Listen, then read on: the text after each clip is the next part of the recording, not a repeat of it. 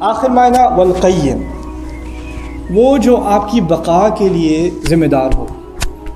یعنی میں ابھی جب بھی میں آپ سے بولتا ہوں، ایک سانس اندر جاتی ہے، دوسری باہر آتی ہے. اس سانس کے اندر جانے اور باہر آنے اگر یہ سانسیں رک جائیں تو میں بول نہ سکوں، میں رہ نہ سکوں. میری بھی ایک مشینری ہے میرے جسم کے اندر، اس مشینری کو مینٹین کرنا پڑتا ہے، اس کو برقرار رکھنا پڑتا ہے. اس کو برقرار رکھنے والا بھی اللہ ہے.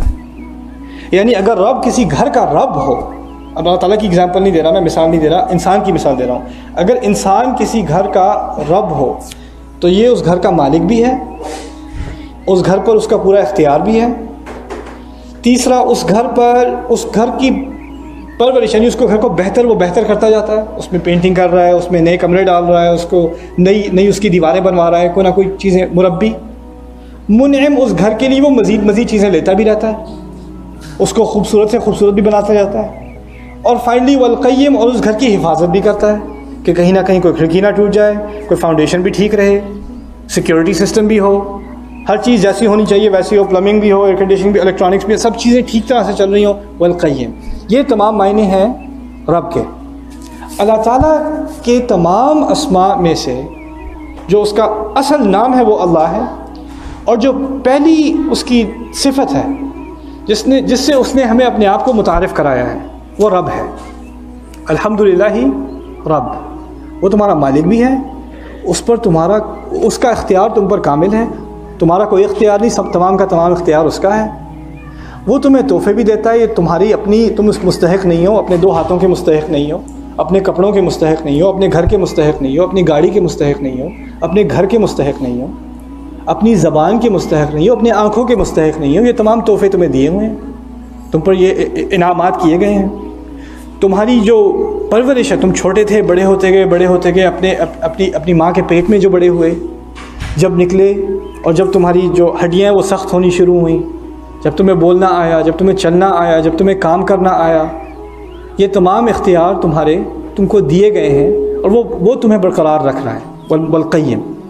والقیم، وہ اگر برقرار نہ رکھے تو آج تم بالکل صحت مند، کھیل کود بھی رہے ہو، طاقتور بھی ہو، اور ایک لمحے بعد سب گیا، کچھ نہیں بچا. میں کینیڈا گیا تھا اس سال، RIS convention, reviving the Islamic spirit. وہاں ایک صاحب سے ملاقات ہوئی، وہ ویل چیئر میں تھے، پاکستانی صاحب تھے، ویل چیئر میں تھے، میری عمر کے، 35 سال ان کی عمر تھی. اور ان کا جو اکثریت ہے نا جسم کا، وہ کام نہیں کرتا. ان کی صرف 2 انگلیاں رہ گئی تھی ایک ہاتھ کی، اس سے وہ کنٹرول کرتے ہیں ویل چیئر کو، اور ایک زبان استعمال کر سکتے ہیں، سر بھی نہیں ہلا سکتے. وہ کہتے ہیں پچھلے سال میں ٹینس کھیلتا تھا روزانہ. میں سپورٹس میں تھا، مجھے کوئی ایک جینیٹک ڈیزیز ہوئی ہے، اس سے ہر ایک آدھ مہینے بعد ایک نہ ایک میرا جسم کا جو حصہ ہے وہ کام نہیں کرتا. اور اب میں اس حال میں بہت خوش ہوں، کیونکہ جتنا قریب میں اب اللہ تعالیٰ کے ہوں اتنا پہلے کبھی نہیں تھا. اب مجھے احساس ہوا ہے کہ یہ کیا تحفے تھے. اب مجھے احساس ہوا ہے مجھے کس چیز کا شکر کرنا چاہیے. اور اب مجھے احساس ہوا ہے کہ ٹھیک ہے، اب میرے پاس یہ چیزیں نہیں ہیں، اب میرے پاس یہ تحفے نہیں ہیں، لیکن 34 سال گزر چکے ہیں جو میں نے یہ تحفے استعمال کیے ہیں، اس کا تو شکر ادا کرنا چاہیے. ابھی کی شکایت کرنے کے بجائے مجھے احساس ہونا چاہیے کہ بہت عرصہ گزر گیا، میں نے شکر نہیں کیا، اب مجھے کم از کم شکر کرنے کا موقع تو ملا. وہ یہ بات کر رہے تھے مجھ سے، میں وہاں بیٹھا رو رہا تھا. یہ ہے رب.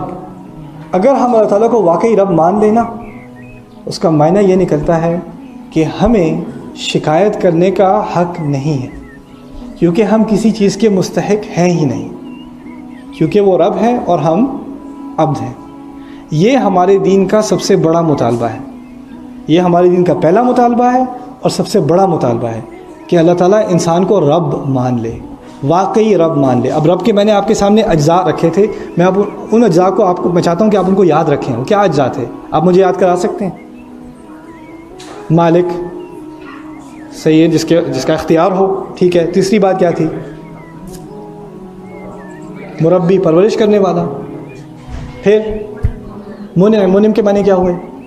انعام کرنے والا، تحفے دینے والا. 5واں کیا تھا؟ قیم، برقرار رکھنے والا.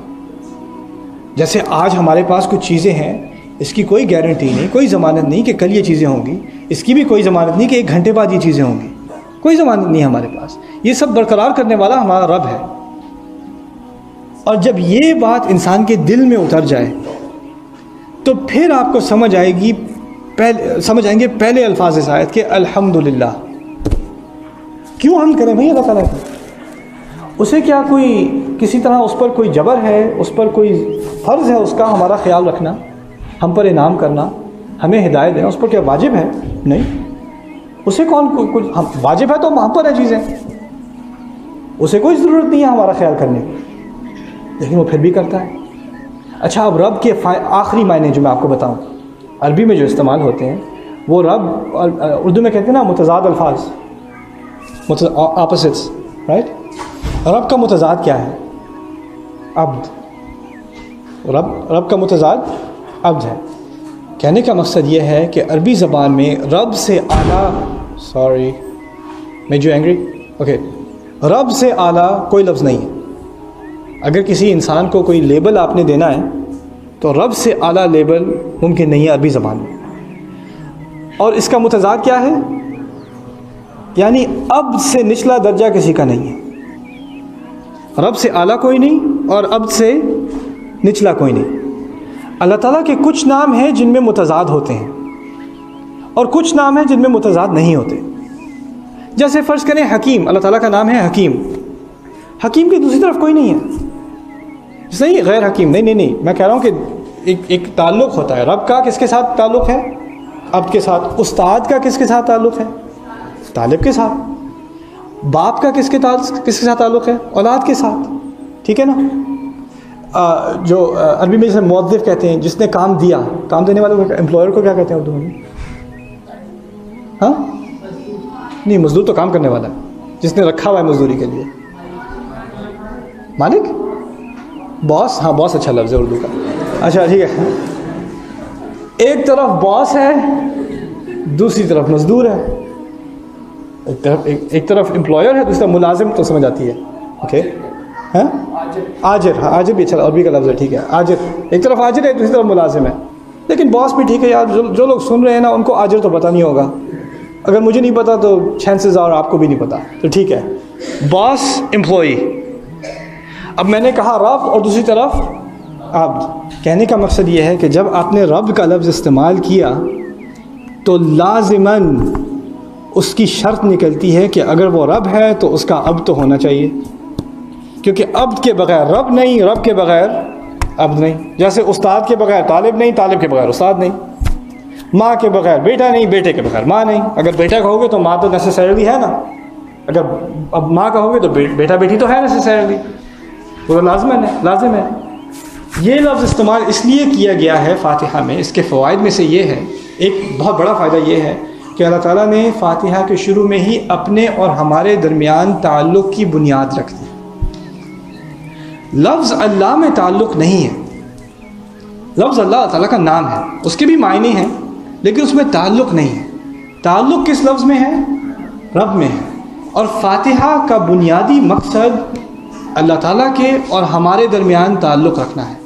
اب ہمارے اور اللہ تعالیٰ کے درمیان بہت سارے تعلقات ہیں، ایک تعلق نہیں ہے. وہ خالق ہے اور ہم کیا ہیں؟ مخلوق ہیں. یہ بھی تعلق ہے. وہ ہادی ہے، ہم مہتدی ہیں. وہ ہدایت دینے والا ہے، ہم ہدایت دینے والے ہیں. یہ بھی ایک تعلق ہے. وہ دینے والا ہے، ہم لینے والے ہیں. یہ بھی ایک تعلق ہے. وہ سکھانے والا ہے، ہم سیکھنے والے ہیں. یہ بھی ایک تعلق ہے. بہت تعلقات ہیں، ایک تعلق نہیں ہے، بہت ہیں. ان سب تعلقات میں سے ایک تعلق، پہلا تعلق، اور وہ تعلق کہ اگر وہ ہو تو سب ٹھیک ہے اور وہ نہ ہو تو سب خراب ہے. وہ کیا تعلق ہے؟ رب اور عبد. اس کا ذکر فوراً بعد میں آیا. اور میں نے آپ سے ذکر کیا تھا رب سے اعلیٰ کوئی کلمہ نہیں اور رب سے نچلا کوئی کلمہ نہیں.